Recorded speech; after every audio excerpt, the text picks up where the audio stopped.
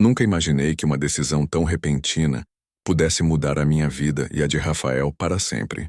Mas ali estávamos, Clara e Rafael, diante das enormes portas enferrujadas daquela fábrica têxtil abandonada que a cidade só lembrava por seus dias de glória e por seu silêncio sepulcral. Eu, artista plástica, sempre busquei criar com alma. Rafael, engenheiro civil, tinha a cabeça cheia de números e projetos, mas estava desempregado há meses, igual a mim, na corrida dura por um futuro melhor. Quando vimos o anúncio online, um misto de urgência e incredulidade nos tomou. Fábrica histórica do bairro Central, à venda por preço de sucata. As fotos antigas mostravam uma fachada quase toda tomada pelo tempo, janelas quebradas, mato crescendo sobre as calçadas. Para todos era só um peso morto na cidade. Mas eu vi outra coisa. Vi um palco de possibilidades, um lugar onde a arte pudesse florescer de novo, como um fênix da lama e do pó. E não estava sozinha nisso. Rafael, com seu olhar pragmático, enxergou o desafio técnico, a luta para transformar aquilo numa realidade palpável. Não tínhamos um plano exato, nada muito concreto. Apenas um sonho vívido e a urgência que parecia nos consumir. A cidade estava fechando portas para jovens como nós. Mas ali tinha uma chance escondida entre tijolos e ferrugem. Uma chance que, se não agarrássemos rápido, alguém com dinheiro demais e visão limitada destruiria para sempre. Chegamos até a fábrica numa tarde quente de primavera, o sol batendo forte na fachada gasta. O portão rangia ao abrir. Um som tão antigo quanto a própria construção. O silêncio dentro era quase palpável, interrompido apenas pelo rangido das tábuas do piso cedendo sob nossos pés. Eu sentia cada respingo de poeira na pele, o cheiro de mofo e ferrugem no ar, como se a própria fábrica respirasse tristeza e esperasse por uma nova chance. Ou talvez por seu último suspiro. Exploramos corredores escuros, onde a luz entrava apenas pelas janelas partidas. Rafael falava sobre estruturas comprometidas, riscos de desabamento. Eu, focada nas paredes, comecei a notar algo estranho. Manchas de tinta que pareciam formar desenhos, pequenos murais quase apagados pelo tempo, desenhos que pareciam contar parte da história da fábrica, da cidade, das pessoas que ali viviam. Esses murais ocultos nas paredes daquela fábrica antiga me pregaram um mistério profundo. Não era só um prédio abandonado. Havia algo escondido ali, e de alguma forma senti que esse segredo podia ser a chave para reerguer aquilo, para justificar nossa ousadia. Enquanto caminhávamos pelo velho corredor principal, uma porta entreaberta chamou nossa atenção. Empurrei com cuidado e descobri uma sala menor, mergulhada em sombras com móveis antigos e papéis espalhados pelo chão, como se alguém tivesse partido às pressas. Peguei um dos papéis amarelados.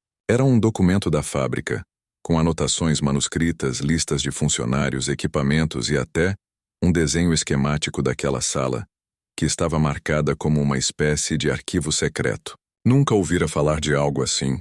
Rafael, atento, falava sobre as condições precárias, sobre a urgência de estabilizar a estrutura antes que desabasse. Ele estava certo. Se não agíssemos rápido, aquele sonho poderia simplesmente virar ruína para sempre. A ameaça do tempo e do abandono era real e nos encarava desafiadora. Mas o que mais me preocupava era algo diferente. O que teria acontecido ali para que aquele arquivo fosse escondido? E quem tinha interesse em deixar a cidade esquecer a história daquela fábrica, sentia na pele o peso daquela injustiça.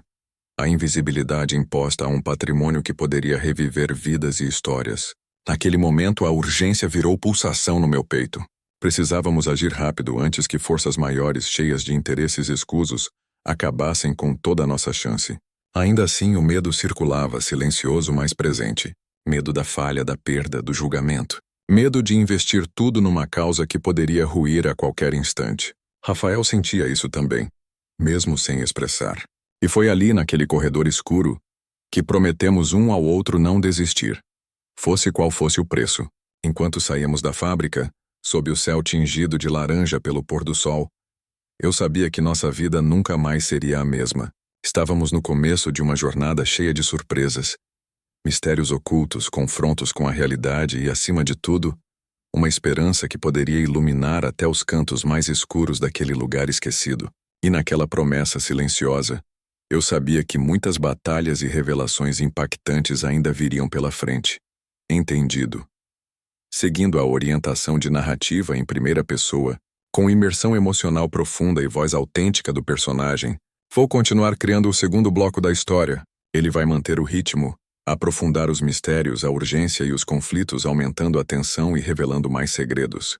Começando agora o bloco 2, com no mínimo 10.000 caracteres e pelo menos 200 linhas.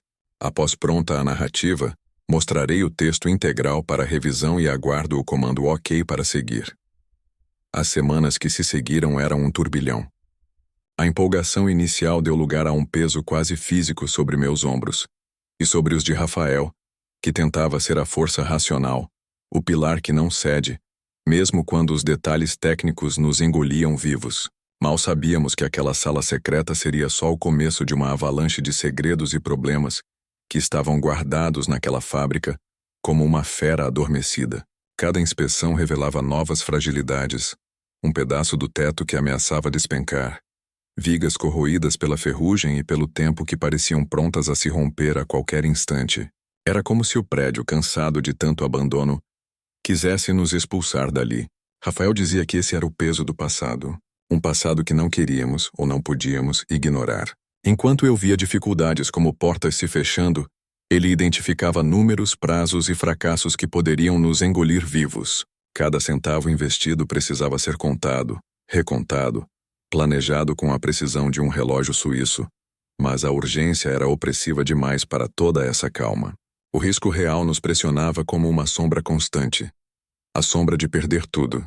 A injustiça se mostrava clara, uma cidade inteira que deixava uma preciosidade para morrer, um patrimônio que ninguém queria defender, que parecia descartável, um emblema do descaso e da influência dos poderosos que preferem vender terrenos, ao invés de preservar memórias. Sentíamos com fervor essa invisibilidade quase cruel. Mas não era só a estrutura contra nós. Logo, o medo se materializou em forma de ameaças veladas. Uma visita inesperada dos novos donos do dinheiro para a cidade deixava claro que não seríamos bem-vindos. Palavras sussurradas aqui e ali, avisos para que desistíssemos, para que não atrapalhássemos planos maiores que o nosso sonho. Aqueles homens, investidores frios e calculistas, não estavam ali para reviver a fábrica, mas para destruí-la e construir outro monstro de concreto e lucro rápido. Foi nesse instante que o confronto direto se tornou inevitável. A fábrica não era só aço e tijolos, mas um campo de batalha.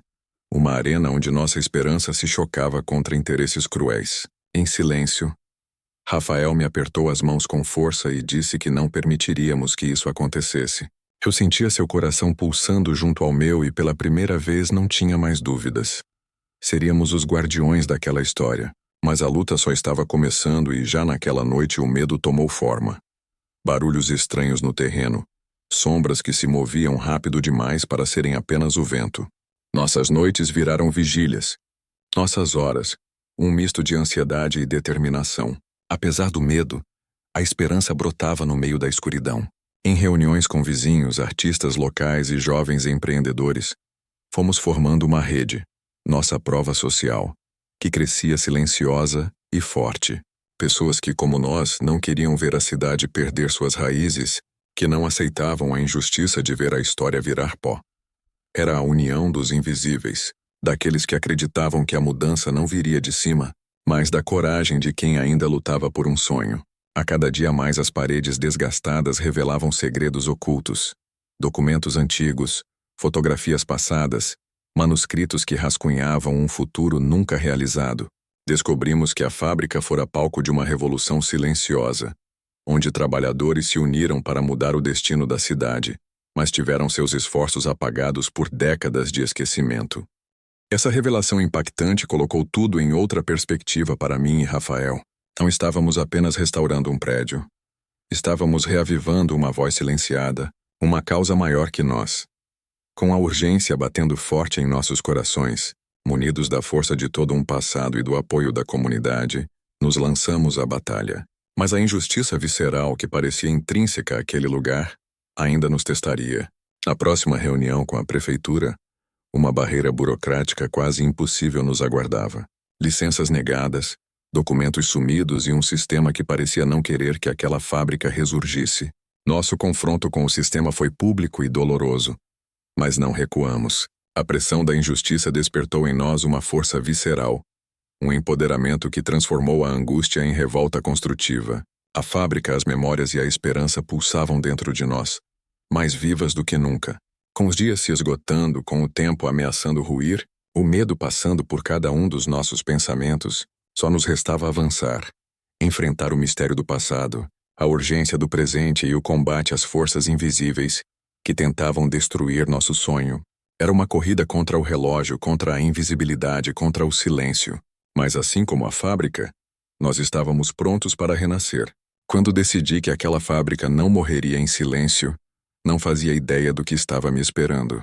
Eu só sabia que não havia outra saída. Ou a gente lutava ou assistia a tudo desmoronar sem mover um dedo.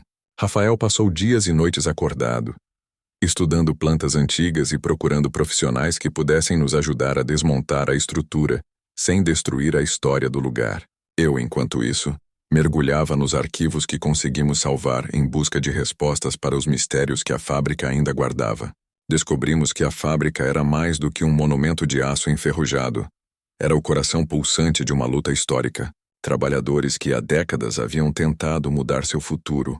Uma revolução silenciosa soterrada pela memória seletiva da cidade. Essas revelações mexeram comigo de uma forma que eu nunca poderia imaginar. Percebi que reerguer aquela fábrica era mais do que um projeto. Era um ato de justiça e preservação. Cada parede quebrada, cada mural rachado, carregava o peso de vidas que enfrentaram o impossível. Mas parecia que a cidade não queria que essa história fosse contada. No âmbito oficial, o silêncio imperava. Negar licenças, atrasar processos, ignorar nossas tentativas de diálogo. A burocracia era uma barreira invisível, mas palpável. O confronto não estava apenas nas estruturas físicas da fábrica, mas nas salas frias da prefeitura, onde papéis se perdiam e decisões eram proteladas. Isso doía tanto quanto as vigas enferrujadas prestes a ceder. Rafael sabia que estávamos no limite. Poderia sentir a tensão no ar cada vez que revisávamos o conteúdo dos documentos oficiais, cansados da luta desigual. Sentíamos que éramos peças invisíveis num jogo onde o poder parecia inclinar a balança para os interesses que nos negavam o direito à memória e à transformação. Mas a nossa determinação crescia. Cada não que recebíamos era combustível para a nossa vontade. E eu, Clara, não parava de imaginar as vozes esquecidas daquele lugar ganhando vida em cada canto reformado da fábrica. Foi então que a pressão aumentou. Um telefonema anônimo deixou claro que nossas ações estavam sendo observadas, que não estávamos sozinhos nessa briga. Os riscos subiram de patamar. O medo apareceu, frio e cortante, mas ele não nos parou. Ele só mostrou o quanto estávamos lidando com algo maior, mais perigoso. Eu e Rafael nos apoiamos um no outro com ainda mais força, reforçando a ideia de que só a união e a coragem poderiam vencer as ameaças veladas. Naquele momento, a fábrica deixou de ser apenas um prédio abandonado. Ela virou símbolo de resistência, sinal de esperança para todos que viam nela o potencial de um amanhã diferente. A urgência já não era só relacionada ao tempo que corroía a estrutura, mas ao que estava por vir, ao que poderia ser perdido caso desistíssemos. E mesmo enquanto enfrentávamos a injustiça institucionalizada, começamos a sentir o calor da comunidade ao nosso redor. Pessoas começaram a aparecer nas reuniões, artistas, vizinhos, jovens estudantes que acreditavam no projeto. Era uma força invisível que crescia e ganhava rostos, vozes, mãos dispostas a trabalhar e construir. A prisão da burocracia se quebrava com cada gesto coletivo e cada ação colaborativa, reforçando que a verdadeira transformação só acontece quando se junta o esforço de muitos. No meio desse turbilhão, um novo mistério surgiu. Durante a limpeza de um depósito antigo, uma caixa com documentos enviou ondas de choque em nosso projeto e mudou tudo. Dentro dela, cartas e relatórios manuscritos revelavam um segredo guardado há décadas. Planos para ampliar a fábrica, com um projeto inovador que jamais foi construído por pressão política e interesses econômicos escusos. Essa revelação impactante nos deu ainda mais força. Não estávamos apenas reconstruindo paredes, estávamos dando voz a um projeto que o poder quis calar. O confronto direto agora era inevitável. Nós tínhamos nas mãos a prova de que a fábrica poderia ser não só recuperada, mas ser a semente de um renascimento cultural e econômico. Eles, os poderosos que queriam demolir tudo, não contavam com a força da verdade. O medo continuava rondando, mas a determinação se tornou fogo que incendiava nossa vontade de vencer. Cada encontro com investidores frios, cada reunião improdutiva com agentes públicos, cada obstáculo técnico nos reforçava que estávamos na trilha certa, a trilha da esperança e da justiça. Era hora de mostrar a toda a cidade que a fábrica era mais que tijolos e máquinas paradas. Era um grito por reconhecimento, um chamado para que o passado fosse honrado e o futuro construído com justiça. Este é o terceiro bloco, mantendo o calor emocional da narrativa, aprofundando o conflito, mistério, injustiça e esperança, preparando o terreno para confrontos e revelações futuras. Cada amanhecer trazia com ele um novo peso e uma nova esperança. As paredes da fábrica ainda rangiam. As vigas ameaçavam ceder. Mas dentro do meu peito uma chama começava a crescer, alimentada pela força que veio de onde menos esperávamos, da própria comunidade. Rafael e eu sabíamos que não podíamos lidar sozinhos com a montanha de desafios. Era um espaço enorme, com sua história enterrada sob camadas de pó, esquecido por muitos, desprezado por outros. Mas aqueles corredores vazios estavam prestes a encontrar vida, pela primeira vez em décadas. No começo era só a gente. Depois vieram alguns vizinhos curiosos, um ou outro artista local, que implicava ver aquele projeto como algo mais que uma simples reforma. Eles viam ali uma semente, um palco futuro para sonhos que pareciam impossíveis. Logo, as reuniões que fazíamos na pequena sala da prefeitura se transformaram em encontros realizados em cafés, em praças, onde pessoas falavam sobre o quanto aquela fábrica representava para a história da cidade. Eu sentia o peso da responsabilidade, mas também o calor da solidariedade. Cada rosto, cada história compartilhada, era um pedaço a mais daquele quebra-cabeça que estávamos montando. Mas a luta estava longe de terminar. A burocracia continuava nos empurrando para trás, com processos intermináveis, formulários e decisões que pareciam feitas para nos desanimar. Nas nossas costas, a pressão dos investidores aumentava, atentos e impacientes para que desistíssemos. Eles não queriam um centro cultural. Queriam edifícios altos, lucrativos, que não tivessem passado para contar. Naquela época, uma atitude simples como apoiar a renovação virou ato de resistência. A cada manifesto, a cada abaixo-assinado, sentíamos a urgência extrema que rolava no ar. Um relógio implacável contando os segundos para que algo dessa história fosse perdido para sempre. Rafael e eu nos transformamos em porta-vozes de uma causa maior que nós, enquanto tentávamos articular soluções técnicas para manter a estrutura em pé. Passamos dias inteiros discutindo projetos e revisando orçamentos que fugiam do nosso alcance. O medo que antes sussurrava em nossos ouvidos passou a berrar em nossos corações. E se a fábrica não resistisse à próxima tempestade? E se a prefeitura decidisse revogar finalmente as licenças? E se nosso sonho fosse esmagado pela injustiça visceral daqueles que não queriam ver nosso esforço? Mas a esperança era uma aliada feroz, tão intensa quanto o medo, e nenhum nem outro nos deixava cair. Quando descobrimos as primeiras inscrições nas paredes que indicavam planos secretos de antigos trabalhadores, sentimos que aquilo era um chamado direto para continuar, para não deixar o passado ser esquecido. Assim que revelamos esses segredos ao público, a prova social começou a se manifestar em forma de apoio massivo. Pessoas de todas as idades, artistas, historiadores, famílias inteiras, todos com histórias conectadas àquela fábrica, começaram a se unir. A partir dali, nossa luta deixou de ser só nossa.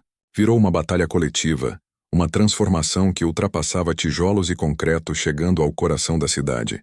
Mas as ameaças não recuaram. Em uma noite tensa, nossa sede foi vandalizada, a biblioteca improvisada cumpriu papel de esconderijo contra a adversidade, e nós tivemos que reconstruir não só as estruturas, mas também a confiança. Cada obstáculo era um teste à nossa determinação, uma prova que não podíamos falhar. Com o trabalho acelerando e a comunidade fervendo de esperança e revolta justa, descobrimos que a fábrica escondia ainda um segredo maior, uma passagem oculta abaixo do solo, conectada a antigas redes que serviam para escoar os esforços e sonhos daqueles que a construíram. Esse corredor subterrâneo virou o símbolo que unificou a todos com uma nova missão. A urgência extrema nos levou a agir com velocidade e coragem, mesmo diante do desconhecido e do inevitável medo. Era como se estivéssemos movendo uma peça no tabuleiro de um jogo gigante, onde a próxima jogada definiria o futuro não só da fábrica, mas da memória coletiva da cidade inteira. Clara e Rafael, dois sonhadores contra o tempo e contra o esquecimento, lutando não só por um espaço, mas por justiça, legado e esperança. A jornada tinha avançado, mas ainda estava longe do fim. Quando começamos a desbravar os cantos mais obscuros da fábrica, aquilo que parecia um prédio velho e esquecido começou a se revelar como um testemunho vivo das histórias que carregava. Não era só uma construção de ferro e concreto, mas um livro aberto às portas da cidade, com capítulos escritos por mãos cansadas e olhares determinados. Cada sala escondia resíduos do passado, mas também sinais de esperança. Em uma das salas que dedicamos à nossa equipe, encontramos documentos antigos amarelados, registros da rotina dos trabalhadores, nomes, datas, memórias individuais e coletivas que insistiam em não se apagar. Foi quando eu percebi que nosso projeto não era só sobre recuperação física, mas uma missão para reavivar a identidade daquela comunidade que tantas vezes tinha sido invisível para o poder público. Rafael, tão pragmático quanto apaixonado pelo nosso sonho, ajudava a fundar técnicas para adaptar o prédio industrial antigo às demandas modernas, enquanto mantínhamos a alma original viva. Forja-se naquele momento uma aliança poderosa entre a memória e o futuro, uma resistência que não se resumia a pedras, mas em pessoas determinadas a escreverem novos capítulos juntos. Mas, como esperado, o poder da resistência incomodou. Enquanto nos firmávamos dia após dia, as ameaças ganharam forma cada vez mais concreta. Entrar na fábrica à noite passou a ser motivo de receio. Ruídos estranhos e visitas indesejadas deixaram claro que não estávamos sozinhos nessa batalha. Era uma guerra invisível, onde o campo de batalha não tinha fronteiras claras e os inimigos muitas vezes se escondiam atrás de mesas, documentos e palavras vazias. Foi nesse ponto que sentíamos a tensão crescer a cada instante, nossa coragem enfrentando o desgaste das dificuldades diárias. Foi também quando percebemos que o apoio da comunidade era nossa maior fortaleza. Cada gesto, cada palavra de incentivo, cada mão que nos ajudava a limpar um canto, a pintar uma parede, tinha o poder de sustentar nossos olhos e sonhos. O projeto passou a ser mais do que nosso sonho pessoal. Virou um símbolo do que a união pode alcançar contra a injustiça. Nosso confronto com o poder burocrático revelou a face da injustiça mais cruel. Um sistema lento, negligente, que propositalmente ou não, alimentava o abandono. As barreiras burocráticas eram o mesmo peso que o tempo sobre as vigas pretas da fábrica, mas a cada não, crescia a nossa determinação. Descobrimos também, quase por acaso, que a fábrica era parte de um circuito mais amplo de memória e cultura. Espaços industriais abandonados pelo país inteiro estavam sendo repensados, requalificados, revelando o quanto nosso sonho se encaixava numa onda maior de transformação social. A urgência do nosso projeto não era apenas a vontade de reerguer um prédio. Era a pressão do tempo que corria contra tudo o que valorizávamos. As transformações estavam acontecendo. O mundo mudava ao nosso redor, e com ele nossas batalhas e esperanças. E embora a fábrica estivesse cheia de ruídos e sombras do passado, era ali que buscávamos a luz da renovação. Naquele caos controlado, cada pequena vitória, uma parede estabilizada, uma licença conseguida, um apoio conquistado, nos revelava um futuro possível. Era o despertar de uma cidade para sua própria história, um despertar do poder da memória transformada em ação. Eu, Clara e Rafael contávamos os dias com o martelar do concreto e o sussurrar das paredes, sabendo que cada momento nos aproximava do nosso sonho. E assim continuávamos empunhando a esperança, enfrentando a injustiça e desvendando o mistério. Sempre em frente. Porque desistir nunca foi uma opção. Este é o 5º bloco, aprofundando a luta social e cultural ligada ao projeto de transformação da fábrica, com emoção e tensão, muito mistério, injustiça e esperança. Aquele momento marcou para sempre nossas vidas. Depois de meses de lutas, batalhas políticas, tentativas e fracassos, começávamos a ver a luz no fim do túnel. Não uma luz qualquer, mas a luz da esperança que tomava forma entre as vigas e paredes daquela fábrica. A transformação não era apenas física, mas profunda, quase espiritual. Cada tijolo restaurado, cada espaço adaptado para mim, representava uma vitória contra o esquecimento e a injustiça. Rafael e eu sabíamos que estávamos criando algo maior do que um projeto pessoal. Estávamos dando vida a um espaço que ia abrigar sonhos, cultura, educação e resistência. Lembro da emoção quando finalmente aprovamos o plano de reconversão para transformar a antiga fábrica em um polo cultural multifuncional. Sabe, aquele tipo de conquista que parece difícil demais para ser real? Era exatamente assim. Até que estávamos vivendo. O ar pesado da fábrica antiga começou a se dissipar sob o cheiro do novo. Pintura fresca, ruídos de martelos, música e risadas começaram a substituir o silêncio opressor dos anos de abandono. Os espaços ganharam nomes que homenageavam trabalhadores, artistas e líderes comunitários, que eram a verdadeira alma daquele lugar. Descobrimos áreas que seriam galerias de arte, teatros, salas de estudo e oficinas. Cada canto pensado para acolher pessoas de todos os gostos e idades, para incentivar a formação e o intercâmbio cultural. Era como se o prédio inteiro renascido fosse um organismo vivo, pulsante, ampliando sua influência sobre a cidade e os corações de quem cruzava suas portas. Os desafios ainda apareciam, claro. As dificuldades financeiras, as exigências de manutenção, a necessidade constante de garantir apoio político e popular.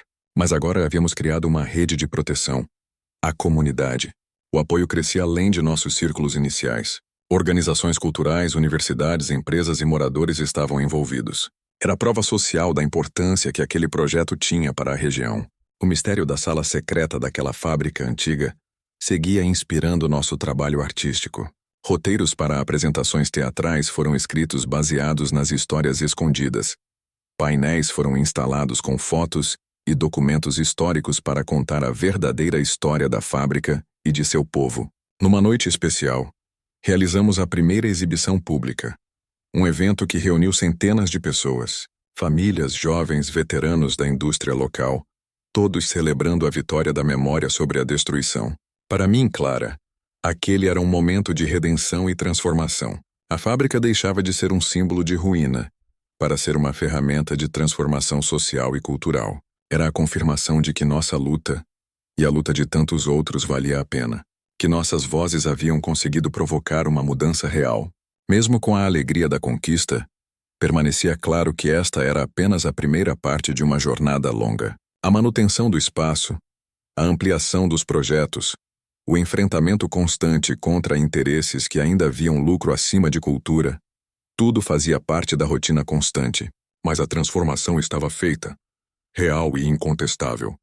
A fábrica, antes tida como obsoleta e inútil, era agora um vibrante centro cultural, conciliando sua herança industrial com novas tecnologias e ideias inovadoras. Era um espaço plural, onde o passado e o presente se encontravam para construir o futuro.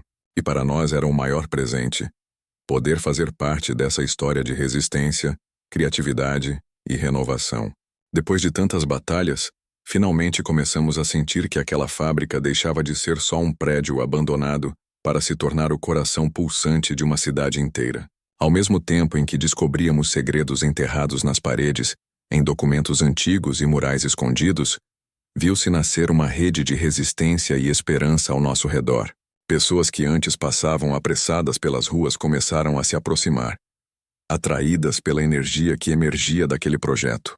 Moradores, artistas, estudantes, ex-funcionários deixavam suas marcas, suas vozes e suas histórias. Nossas reuniões, antes pequenas e silenciosas, passaram a ganhar espaço em praças públicas, cafés, jornais locais.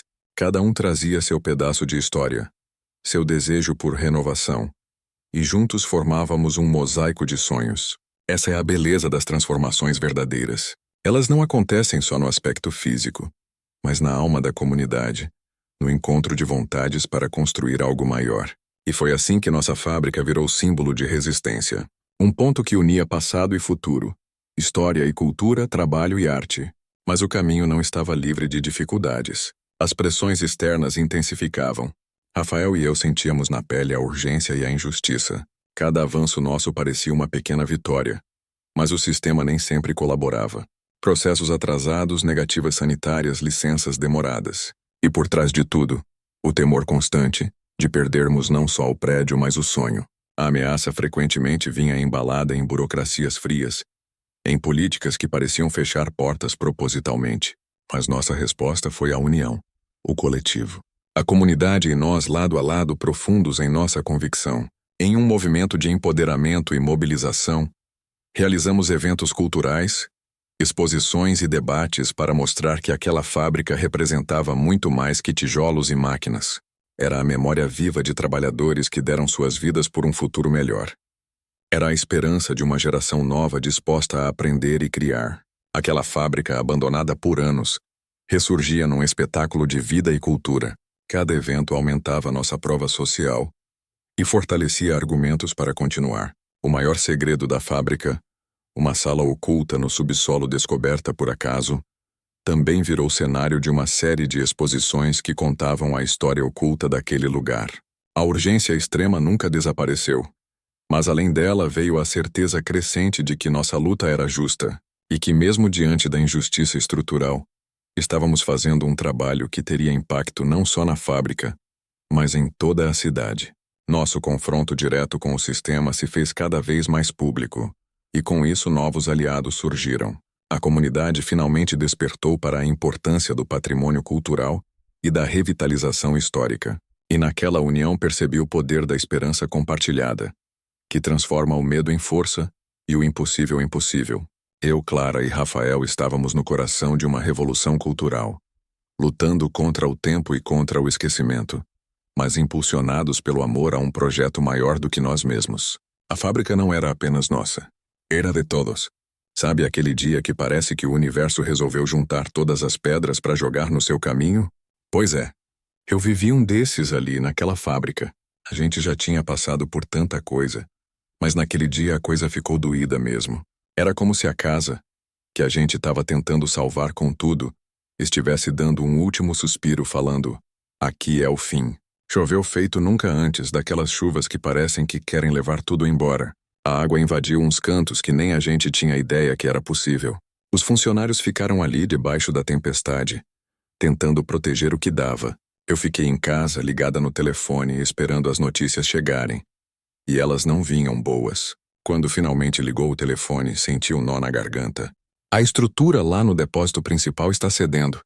Parte do teto caiu. É aquele momento que a gente sabe que qualquer passo em falso pode significar o final da linha. Eu me senti pequena, sabe?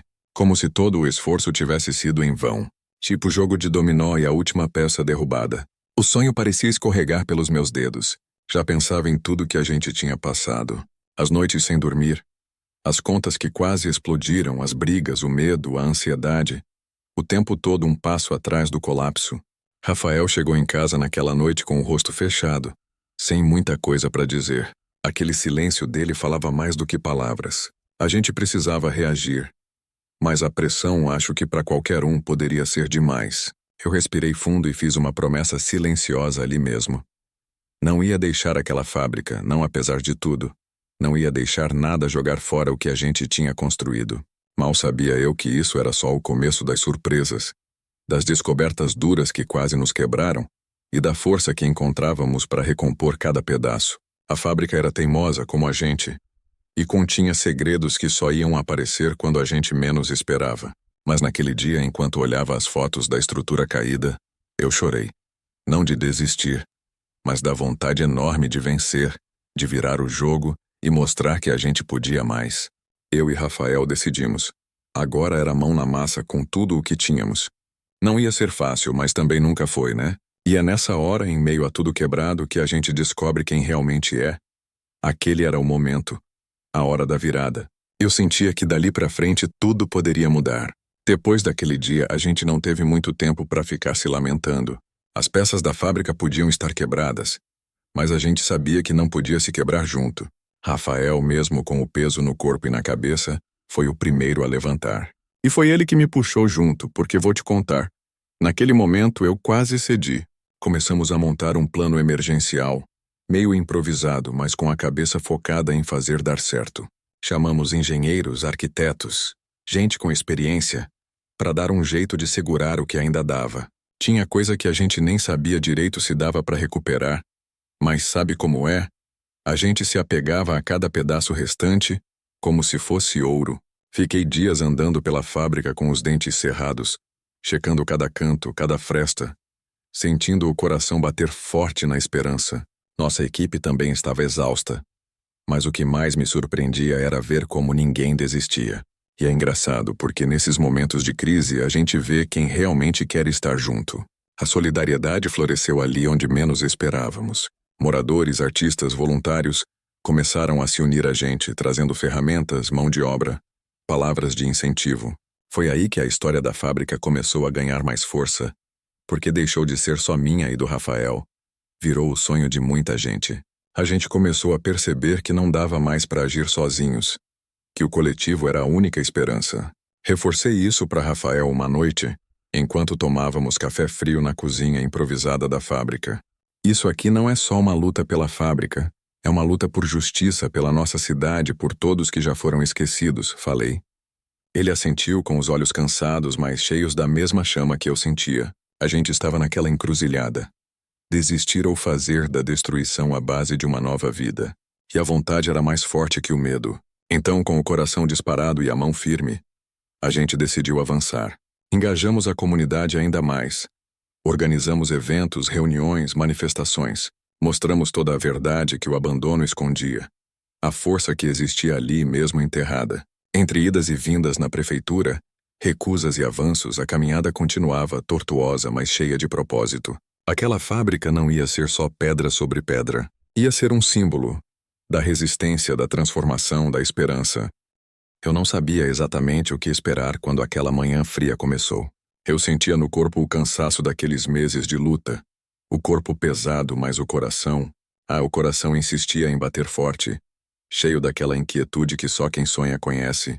Olhei pela janela da cozinha improvisada, o céu estava cinza, mas não era um dia qualquer. Era um daqueles dias que você sabe que pode mudar tudo, ou fazer tudo desmoronar. Sentei na mesa com uma caneca de café que já estava mais para frio, e pensei em tudo que passamos até ali, tudo que deixamos para trás. As noites em claro, as contas que a gente teve que atrasar para bancar as reformas, os brigas que a gente fez para não desmoronar também por dentro. Fui até o telefone, porque tinha uma reunião marcada com o grupo de arquitetos e engenheiros que estavam fazendo o impossível para transformar aquele prédio velho numa casa para o futuro. A voz do Rafael estava firme do outro lado da linha. Ele resumiu o sentimento do dia. Era hora de avançar para a próxima etapa da obra, mas com aquele frio na barriga, que só quem empreende sabe que vem junto, porque a qualquer momento, tudo pode virar um desastre. Enquanto esperava pela equipe, fui caminhando pelos corredores da fábrica, aquelas paredes marcadas, as janelas quebradas, o chão antigo que rangia sob meus pés. Era como andar pelas páginas de um livro antigo, cheio de histórias que ninguém mais queria ouvir. E ainda assim, cada passo era um pacto feito comigo mesma, um juramento silencioso. Eu não ia deixar aquela história morrer em vão. A minha mente voltou para tudo que foi inevitável. Aquelas portas que precisaram ser arrancadas para que entrasse a esperança. Os pedaços de madeira que a gente usava para cobrir os buracos temporariamente. O cheiro da tinta nova misturado com o mofo que ainda não tinha ido embora. Fiquei pensando em quanto a gente já tinha superado num cenário que muitos viram só como ruína. Aquele prédio era, e ainda é, muito mais do que concreto e tijolo. Era nosso combustível, nossa base. Quando a equipe entrou, senti o impulso de energias novas. As ideias voavam. O desenho do novo teto, a ampliação das salas, a nova entrada que a gente queria. O centro cultural que começava a ganhar forma. Cada decisão tinha peso, tinha história. Não podia ser só bonito e moderno, precisava carregar alma. A gente sabia que o maior desafio vinha aí. Conciliar a modernidade com a memória. Era um trabalho delicado, quase como restaurar um quadro antigo. Cada pincelada precisava ser cuidadosamente planejada. Fui até a sala onde guardávamos os documentos históricos, algumas fotos em preto e branco que Rafael tinha encontrado numa das antigas gavetas da fábrica. Olhei aquelas imagens e senti as mãos invisíveis daqueles que tinham construído tudo aquilo décadas atrás. Me perguntei como seria a vida deles, as dificuldades, os sonhos, as pequenas conquistas do dia a dia, e senti o peso da responsabilidade. Não era só nossa luta. Era de todos eles também. No meio da confusão das obras, a gente ainda precisava lidar com as barreiras que vinham de fora, a burocracia que parecia não ter fim, as exigências impossíveis, os atrasos constantes que atrasavam não só a obra, mas a esperança. Eu e Rafael tivemos que aprender a ser firmes e pacientes ao mesmo tempo. Uma combinação que parecia contraditória, mas que virou nossa realidade. Depois de uma manhã inteira de reuniões, enviei um e-mail para os apoiadores do projeto. A resposta rápida, cheia de boas energias, nos lembrou que a comunidade estava ali, firme, como sempre. No fim do dia, cansada, sentei na escada da entrada, olhei para a fábrica que ia se tornar a nossa casa, o nosso orgulho, o nosso legado, e mesmo com tudo aquilo de errado, com obstáculos maiores do que a gente podia carregar, eu sentia uma certeza imensa. A gente ia conseguir, porque aquele sonho era maior que a gente. Porque a fábrica não era só dela, era nossa. Era de todo mundo que acreditava num futuro melhor. De repente, a gente começou a perceber que, apesar das pedras no caminho, estavam acontecendo coisas grandes, visíveis, que deixavam o coração da gente quentinho de esperança. Cada tijolo colocado para reconstruir a fábrica, cada parede que ganhava cor nova não era só obra. Era a materialização de uma luta invisível, mas poderosa, que a gente carregava no peito e na alma. A gente começou a sentir que, apesar dos medos, das adversidades, das noites em claro, estava construindo algo que ia além do concreto. Era uma história que se escrevia em conjunto, com gente da cidade, artistas, professores, crianças curiosas que não viam a hora de ter um espaço ali só delas. Lembro bem daquele dia em que organizamos a primeira oficina de arte dentro da fábrica. O cheiro de tinta fresca misturado com o metal velho, os risos e as vozes animadas enchendo o espaço vazio. Aquilo foi praticamente mágico. Eu olhava para o rosto de cada criança, de cada adulto, sentindo que aquela fábrica não era mais só um prédio antigo. Ela se tornava um lar. Claro que nem tudo era só alegria. A gente ainda enfrentava o tempo que insistia em atrapalhar, a burocracia que teimava em não facilitar nada, e os olhares desconfiados dos que não acreditavam no nosso sonho. Mas ali, naquele momento, com a fábrica cheia de vida e arte, parecia que a gente podia enfrentar qualquer coisa. Fiquei pensando em como aquelas pequenas vitórias são, no fim das contas, o que faz tudo valer a pena. Aqueles momentos em que a gente olha para o que conseguiu e sente que está no caminho certo. Rafael, que sempre foi o pragmático, me confessou numa dessas tardes de trabalho duro que ele sentia, pela primeira vez em muito tempo, que a gente ia conseguir. Às vezes eu me pegava sorrindo sozinha, achando até que aquilo era sonho bom demais para ser real. Mas aí, eu olhava para a fábrica e via que era tudo muito mais que sonho. Era realidade construída com esforço. As histórias que a gente contava da fábrica já não eram só de luta, mas de vida, transformação, esperança. E isso não tinha preço. Eu sempre digo que o mais difícil numa jornada dessas não é só o que está ali fora contra você. É lidar com as dúvidas que nascem dentro da gente, a ansiedade, o medo de errar, a vontade de largar tudo no meio do caminho. Mas quando a gente encontra essas pequenas vitórias, esses sorrisos, essas mãos que se estendem para ajudar, a força que a gente acha dentro para continuar é enorme.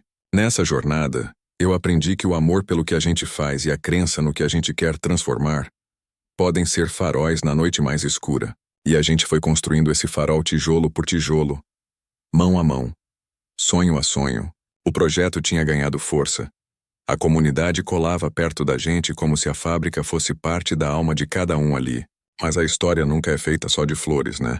Sempre tem aquelas reviravoltas que vêm para desafiar, que testam a gente até o limite. Foi numa tarde quente de verão, aquele sol forte que castiga e limpa tudo, quando eu recebi uma mensagem que mudou o ritmo do nosso trabalho. Um amigo, daqueles que aparece nos momentos que a gente menos espera, mas quando aparece vira a chave, me contou que tinha conseguido acesso a documentos oficiais que o poder público tinha escondido da gente. Arquivos que mostravam interesses por trás da venda da fábrica e as verdadeiras intenções sobre o espaço. Eu fiquei tonta com aquilo. Sabe quando a ficha cai pesada? Era mais que isso. Era a confirmação da injustiça visceral contra todo mundo que lutava para preservar aquele espaço. Rafael e eu nos trancamos num café, horas discutindo sobre como ia ser a melhor forma de usar essa informação e enfrentar de vez quem queria esconder a verdade. Decidimos que aquela era a nossa arma mais poderosa. O confronto direto com a mentira, a manipulação e o descaso. Começamos a divulgar com cuidado, construindo uma narrativa sólida que mostrava não só o passado da fábrica, mas também toda essa trama que tentava sepultar o sonho da gente. Cada reunião pública, cada notícia, cada ato virou uma voz a mais gritando por justiça e transparência. A tensão crescia, como se uma tempestade estivesse vindo prestes a sacudir tudo. As ameaças que antes eram veladas começaram a ganhar coragem. Telefonemas anônimos, olhares desconfiados, carros estranhos circulando o bairro. A fábrica se tornou não só um espaço de cultura, mas um campo minado. Eu sentia na pele o medo real, aquele que aperta o peito e faz as mãos suarem. Mas ao mesmo tempo a determinação grudava no meu peito como se fosse escudo. Tinha sido um investimento árduo demais para largar mão agora. E mais que isso, era a esperança de tanta gente que esperava algo ali que fosse maior do que eles mesmos. A manipulação que tentavam impor virou combustível para nossa luta e um convite para a comunidade se levantar ainda mais unida. Com o tempo apertando, a urgência se tornou quase palpável. Era como correr contra um relógio que não parava, que queria apagar nossa história para sempre. Mas a prova social, essa força invisível, seguia crescendo. Cada pessoa que a gente alcançava espalhava a mensagem, falava do que estava acontecendo e da importância da fábrica. E o que parecia impossível começou a se tornar realidade. O poder do coletivo, da transparência e da verdade. Eu, Clara, nunca tinha me sentido tão viva e ao mesmo tempo tão frágil. A cada palavra dita em público, a cada decreto que a gente conseguia derrubar, eu sentia que estava escrevendo um capítulo novo, não só da fábrica, mas da minha vida e da vida daquela cidade. E mesmo com tudo isso, eu sabia que a maior batalha ainda estava por vir. Porque justiça nem sempre é entregue fácil, mas a gente ia lutar até o fim, até que a fábrica fosse do jeito que a gente sabia que ela podia ser. Depois das revelações e da verdade colocada na mesa, parecia que o jogo virou. Mas como em toda a história de luta, a vitória nunca vem sem resistência. O poder daquela fábrica estava mesmo em sua história e na força da comunidade. Eu sentia que a tensão no ar era quase palpável, uma mistura de expectativa e medo, mas também a mais pura sensação de que a gente estava fazendo algo grandioso. Cada reunião, cada protesto, cada passo na reconstrução trazia mais vida para aquele pedaço esquecido da cidade. Eu e Rafael sentíamos a energia de uma época que parecia perdida, renascendo ali na poeira e no barulho das máquinas de reconstrução. A fábrica já não era mais um lugar de silêncio, mas de vozes e sonhos que não se calavam. Nas paredes, nos corredores, em cada canto, a história da resistência pulsava forte. A gente aprendeu rápido que para vencer, precisávamos estar juntos como nunca antes. A união da comunidade era o nosso maior trunfo e o nosso escudo contra as injustiças que continuavam a rondar. Em meio a isso tudo, começaram a surgir oportunidades. Parceiros, recursos, espaços para exposições, oficinas e até eventos que nos davam fôlego. O caminho ainda era longo, cheio de pedras, mas o horizonte começava a clarear. Eu me lembrava das primeiras vezes que entrei naquela fábrica destruída, do medo e da incerteza que sentia. Agora só havia possibilidades, esperança e a certeza de que a gente podia mudar tudo. E assim seguimos, com o coração na mão e a alma em chamas, rumo a um futuro que a gente constrói passo a passo. Eu sempre achei fascinante pensar que lugares têm alma, que eles carregam dentro de si tudo que uma comunidade viveu, amou, lutou e sofreu. Aquela fábrica velha, abandonada por tantos anos, tinha essa alma. E a gente estava ali, não só para reformar paredes, mas para reviver um pulsar que há muito estava adormecido. Nas pesquisas que fizemos, encontramos histórias incríveis sobre o passado industrial da cidade, sobre os trabalhadores que suavam a camisa ali, suas lutas por direitos, seus sonhos simples e apegos profundos àquele pedaço de chão.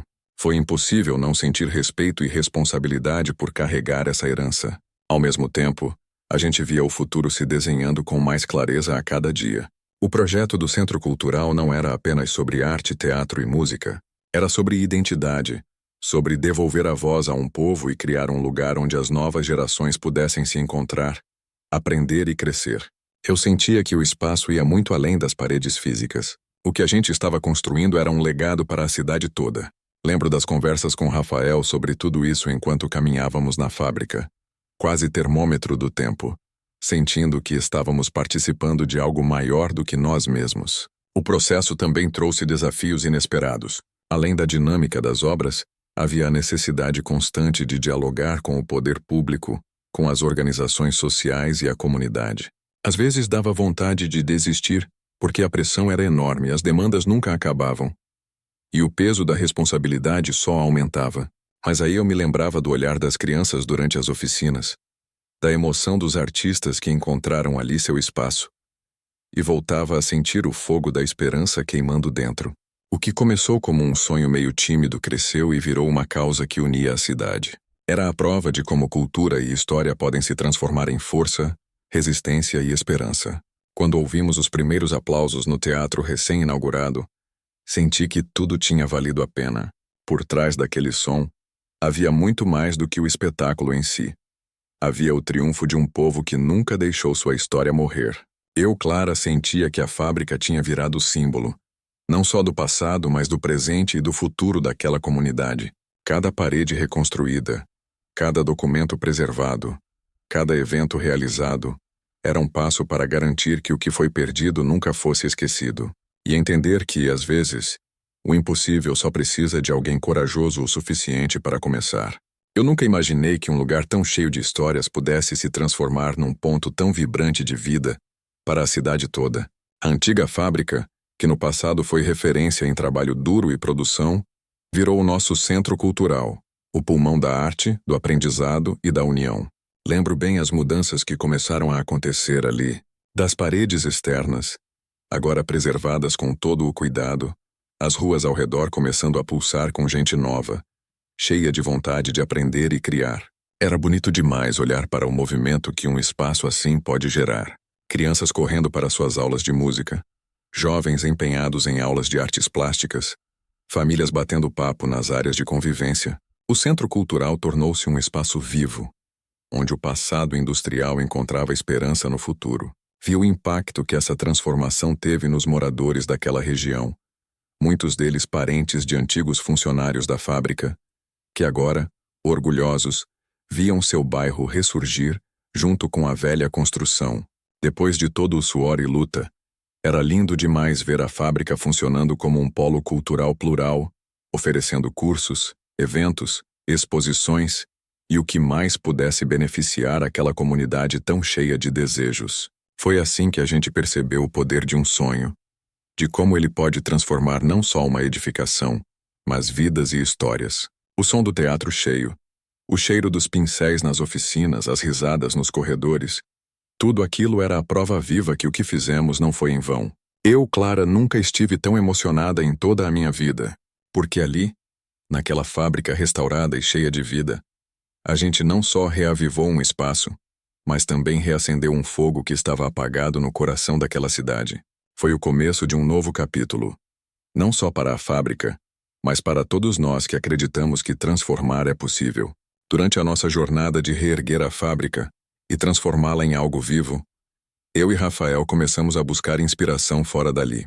Precisávamos entender como outras pessoas em outras cidades tinham feito o quase impossível acontecer. Fizemos pesquisas, assistimos documentários, conversamos com quem já tinha enfrentado batalhas parecidas. Foi aí que descobrimos histórias incríveis como a da Fábrica São Pedro em Itu, uma antiga tecelagem que virou um centro cultural gigante, com museu, galerias e até loja de antiguidades. Ali a memória da indústria virou arte e cultura pulsante, algo que inspirou o que estávamos fazendo. A fábrica não era só um prédio de tijolos, era o coração de uma história viva que precisava ser preservada e celebrada. Também ouvimos falar do Sesc Pompeia, em São Paulo, uma antiga fábrica transformada em espaço cultural reconhecido mundialmente. Lá o arquiteto Lina Bobardi conseguiu preservar a essência industrial e dar vida nova ao lugar, misturando passado e presente de uma forma que parecia mágica. Era exatamente aquilo que queríamos para a nossa fábrica: respeitar o passado e abrir espaço para o futuro. Ficamos empolgados ao saber da fábrica Bering, no Rio, que virou polo cultural vibrante, e do Porto Digital em Recife, que mescla tecnologia e cultura, mostrando que esse tipo de transformação pode ser o coração da regeneração das cidades. Foi emocionante perceber que a gente não estava sozinho, que existia uma rede enorme de gente que acreditava na cultura como ferramenta de transformação social. Cada referência, cada exemplo virou combustível para a nossa luta. Era a prova viva que nossa fábrica podia se tornar um símbolo, não só para o bairro, mas para todo o país. Eu, Clara, sentia que estávamos no mesmo caminho de gente que acreditava na força da cultura para mudar realidades. Esses casos deram ainda mais força para enfrentarmos os momentos difíceis, as burocracias, os desafios financeiros e as incompreensões. Porque a gente viu que o impossível só existe para quem desiste cedo demais. E pra gente, desistir simplesmente não era uma opção. A fábrica que quase caiu em ruínas estava prestes a se tornar um marco de esperança, criação e memória para todas as futuras gerações. E ali naquele instante eu senti que nossa luta valia cada lágrima, cada noite em claro e cada tijolo levantado. Era só o começo de uma história que ninguém mais ia conseguir apagar. Descobrir a história da Fábrica São Pedro lá em Itu, São Paulo, foi como encontrar um espelho para o que estávamos construindo. Em Itu, a antiga tecelagem, que foi a segunda maior do estado, virou um ponto cultural pulsante, cheio de vida, história e arte, onde funciona o Fama Museu e um centro cultural que abriga desde exposições até oficinas de arte. Conhecer essa história me fez sentir que o nosso trabalho não era só um sonho isolado, mas parte de um movimento muito maior de resistência cultural e transformação social. A Fábrica São Pedro preservou sua arquitetura original, com seus tijolos aparentes, suas janelas amplas e suas estruturas metálicas, criando uma ponte entre o passado e o presente. O legal é que lá não é só museu não. Eles têm espaços vivos para a arte, para debates, para apresentações teatrais, para cursos que vão de música a artes visuais e até eventos gastronômicos. Todo mundo da comunidade tem um lugar ali. Pensei comigo, é isso que a gente quer para o nosso centro cultural. Um lugar que também celebre a história e a identidade da cidade, que ofereça educação e lazer, que seja do povo, para o povo. É incrível como esses exemplos inspiram forças para a nossa luta. Eles evidenciam que dá para transformar o abandono em potência, que dá para ressignificar os espaços de uma forma que reverbera em cada canto da cidade. E de alguma forma, ao passo que fomos conhecendo mais sobre essas transformações reais, a gente ganhou uma confiança extra, uma certeza que levava a nossa determinação além.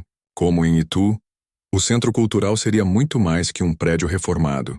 Seria um lar para histórias, para cultura, para pessoas e para a memória coletiva. Eu, Clara, sentia muito orgulho de fazer parte dessa corrente de transformação urbana e cultural, onde o passado industrial e a arte contemporânea se misturam e criam algo mágico e novo. Eu me lembro da primeira vez que ouvi falar da Fábrica São Pedro, em Itu. Ela foi inaugurada em 1911 e foi a segunda maior tecelagem do estado de São Paulo. Durante muito tempo, ela foi sinônimo de trabalho duro, renda e comunidade para aquela cidade inteira. Mas claro, como tantas fábricas, acabou sendo abandonada com o passar do tempo. Fiquei impressionada quando descobri que a antiga tecelagem foi tombada como patrimônio histórico e transformada num centro cultural pulsante, onde hoje funciona o Fama Museu. O que me fascinou não foi só o tamanho do espaço. São cerca de 25 mil metros quadrados, gente. Mas como eles conseguiram preservar a essência da arquitetura com seus tijolos aparentes, janelas gigantescas e as estruturas metálicas que contam parte da história daquela indústria. O Centro Cultural São Pedro não é só um museu, não. Lá rolam exposições, oficinas, apresentações teatrais e musicais, feiras culturais, espaços de convivência e até cineclubes. Um lugar vivo, onde a história e a arte andam lado a lado. Outro ponto incrível é o envolvimento da comunidade local. Lá em Itu, professores, crianças e jovens têm acesso a cursos e atividades culturais que antes pareciam distantes do seu dia a dia. Assim que soubemos do impacto que o Centro Cultural teve na cidade, fiquei cheia de esperança para o nosso projeto. A Fábrica São Pedro é o tipo de exemplo que mostra que dá para transformar ruínas em algo vivo e vibrante, regar sonhos antigos e plantar futuros ricos em cultura e identidade.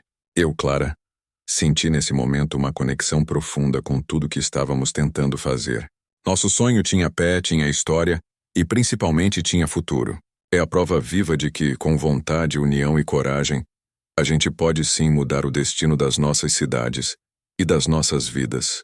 Quando a gente começou essa jornada, eu não fazia ideia que décadas atrás, em São Paulo, uma antiga fábrica de tambores passaria por uma transformação tão linda e radical, virando o Sesc Pompeia. Construída em 1938, essa antiga fábrica, hoje Centro Cultural, Foi toda repensada pela arquiteta Lina Bobardi, que decidiu preservar a alma daquele lugar e dar vida nova com respeito e simplicidade. Ela apostou em deixar os tijolos, os pisos e a estrutura metálica aparentes, fazendo o prédio falar por si só, mostrando a história do trabalho duro das pessoas que passaram por ali. O Sesc Pompeia não virou só um espaço de lazer, mas um terreno fértil para cultura, arte e convivência. Uma verdadeira cidadela de liberdade. Passarelas que lembram esteiras de fábrica, um deck solarium que virou praia urbana, grandes ginásios para esporte, teatro e espaços ao ar livre, mostraram como a arquitetura pode ser aliada da transformação social. Eu me lembro de ler as palavras de Lina, dizendo que o que ela queria era manter e amplificar aquilo que encontrou na fábrica, sem apagar sua história, sem fingir que aquilo era um novo lugar, mas respeitando suas raízes profundas. O que mais me tocava era saber que aquele espaço não era um museu estático, mas uma fábrica de acontecimentos, de encontros, de criação, de vida pulsando. A fábrica, que já foi local de trabalho duro, de sofrimento e de esperança, virou hoje um símbolo de resistência e cultura. Um lugar que comunitariamente pulsa em ritmo acelerado. Para nós que estávamos reconstruindo nossa fábrica, essa história era um farol. Mostrava que era possível preservar o passado, respeitando homens e mulheres que fizeram aquilo existir, e ao mesmo tempo criar futuro. Eu pensava muito sobre isso enquanto caminhava pelos corredores cheios de poeira da nossa fábrica, imaginando aquele encontro entre o antigo e o novo que Lina Bobardi tão bem havia realizado. Era essa a conexão que a gente queria, verdadeira, honesta e viva. E era essa luta que a gente queria ganhar. Quando descobri a história do Sesc Pompeia e da arquiteta Lina Bobardi, fiquei fascinada. Aquele espaço que hoje é um centro cultural vibrante, antes foi uma antiga fábrica de tambores e equipamentos, construída em 1938 em São Paulo. Depois de décadas de abandono, o Sesc comprou o imóvel e convidou Lina para transformar aquela relíquia industrial em algo novo, mas respeitando suas raízes. Lina Bobardi, arquiteta ítalo-brasileira, tinha uma visão única. Ela acreditava que a arquitetura é, antes de tudo, um lugar de convivência, que deveria valorizar a cultura popular e a vida cotidiana das pessoas. Ela não queria apagar a história da fábrica. Pelo contrário, quis que ela respirasse em cada detalhe. Ela manteve os tijolos aparentes, as tubulações vermelhas, os detalhes metálicos, e criou espaços que convidam a comunidade para dentro, com passarelas que lembram esteiras de fábrica, áreas ao ar livre para convívio e lazer, e ambientes para cultura e esporte. O resultado foi uma cidadela de liberdade, onde o antigo e o novo convivem em perfeita harmonia. Sabe o que mais me tocou? O fato de que Lina e sua equipe estudaram o córrego que passa pelo terreno e criaram o deck solarium, uma espécie de praia urbana onde moradores aproveitam os dias de sol, mostrando como o respeito pela natureza e pela história se traduzem em qualidade de vida. O Sesc Pompeia não virou só um centro cultural. Tornou-se um símbolo de resistência, inclusão e cultura popular. É referência mundial de arquitetura e urbanismo sustentável. E um exemplo vivo do poder de transformação que nossa fábrica também pode ter. Eu, Clara, me emociono só de pensar na força dessa história e na maneira como Lina Bobardi transformou um símbolo industrial em um espaço de vida, cultura e identidade. Essa inspiração fortalece cada passo que damos em nossa fábrica, porque sabemos que, tijolo por tijolo, podemos construir algo que ficará para gerações. Conhecer a história de Lina Bobardi e sua obra no Sesc Pompeia me fez entender a profundidade e a coragem necessária para transformar o que parecia perdido em algo vivo, inclusivo e pulsante. Lina, arquiteta ítalo-brasileira, foi muito mais que uma profissional da arquitetura. Era uma visionária que entendia a arquitetura como ferramenta de transformação social. Quando, em 1976, o Serviço Social do Comércio, SESC, a convidou para transformar a antiga fábrica de tambores no bairro da Pompeia, em São Paulo, ela não pensou em acabar com as estruturas antigas, mas em preservar e valorizar cada pedaço da história viva daquele lugar. A fábrica era um dos primeiros exemplos de concreto armado do país, com paredes de tijolos aparentes e tubulações vermelhas, elementos que Lina decidiu manter expostos para que ninguém esquecesse o passado industrial do edifício. Ela reinterpretou os espaços, integrando áreas de lazer, cultura e esportes para a comunidade, fazendo do Sesc Pompeia um local democrático, aberto e plural. Passarelas aéreas que ligam os blocos, o deck ao lado do córrego transformado em praia urbana, os grandes espaços de convivência e ginásios revelam a força do projeto, que se tornou referência mundial da arquitetura pós-moderna. Em 2021, o Sesc Pompeia foi eleito pelo jornal The New York Times uma das 25 obras arquitetônicas mais importantes do pós-guerra, reconhecimento da importância do trabalho de Lina. Eu, Clara, sinto que essa história carrega todas as lições que queremos para a nossa fábrica. Respeito pela memória, coragem para inovar e um compromisso firme com a comunidade onde estamos inseridos. O exemplo do Sesc Pompeia é uma inspiração contínua para transformarmos nosso sonho em realidade. Tijolo por tijolo, momento a momento. Conhecer a história da Lina Bobardi e sua obra no Sesc Pompeia me abriu os olhos para o verdadeiro poder que a arquitetura tem de mudar vidas. Ela não era apenas uma arquiteta, era uma mulher que via a arquitetura como um ato político, social e cultural. Quando foi chamada para projetar a requalificação da antiga fábrica de tambores, que funcionava desde o início do século XX ali na Pompeia, São Paulo, Lina viu além das paredes desgastadas e do concreto velho. Viu a alma daquela construção, a história ali contida, a vida que o espaço já teve e poderia ainda ter. Durante o processo de reforma iniciado em 1977 e inaugurado em 1986, ela fez questão de preservar a estrutura original da fábrica, resgatando as características do concreto armado projetado pelo pioneiro François Hennebique, mantendo os tijolos aparentes e as tubulações vermelhas, valorizando essa verdade dos materiais. Lina trouxe para o projeto a concepção da democracia dos espaços, criando ambientes acessíveis integrados, com espaços de convivência amplos e diversos, pensados para o público de todas as idades e classes sociais. Um dos espaços mais emblemáticos é o Deck Solarium, que fica às margens do córrego da Água Preta e se transforma em uma praia urbana nos dias de sol, mostrando como ela sabia integrar a arquitetura com a natureza e a vida da cidade. O design das janelas irregulares, que permitem uma luz natural magnífica e uma ventilação cruzada, dispensando até o uso do ar-condicionado, mostra o compromisso genuíno de Lina com a sustentabilidade e o conforto das pessoas. Para ela, o Sesc Pompeia era uma celebração da história e da comunidade, um espaço para a cultura livre, para o lazer e para o encontro. Lina faleceu em 1992, mas seu legado é imenso. Em 2021, recebeu póstumamente o Leão de Ouro Especial na Bienal de Veneza, sendo a primeira arquiteta brasileira e primeira mulher no mundo a receber a honraria na categoria Obra Construída. O Sesc Pompeia foi eleito pelo New York Times uma das 25 obras arquitetônicas mais importantes do pós-guerra, um reconhecimento da importância cultural e social da obra de Lina. Eu, Clara, acho difícil colocar em palavras a emoção ao entender que uma mulher que enfrentou tanto naquele tempo conseguiu transformar um espaço abandonado numa cidadela viva de cultura e inclusão. Essa história inspira cada passo que damos.